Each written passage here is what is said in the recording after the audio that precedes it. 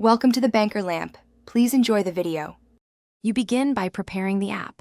Enable Deluge scripting and API access so you can generate assets programmatically.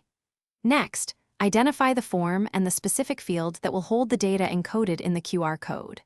Once done, add a short text field for the QR payload and a file or image field to store the generated QR.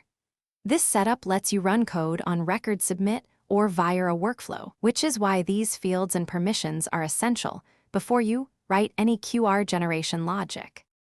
Now write the Deluge script that creates the QR. First, compose and URL encode the payload string. This might be a record URL, ID, or JSON, and set size and error correction parameters.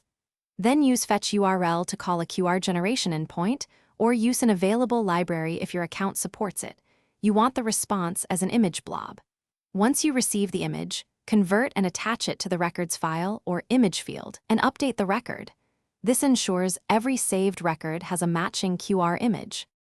Finish by wiring the Deluge script to run on form submit or as a scheduled workflow, then test with sample records to confirm the QR renders and links correctly. Make sure the payload encoding matches what the scanner expects, that the file field has right permissions, and that the saved image uses the correct MIME type. If something goes wrong, check API quotas, core settings, and Deluge error logs. Often a missing encoding or permission causes failures, and resolving that will restore normal QR generation quickly. Thanks for watching. If this was helpful, leave a like and consider subscribing. See you next time.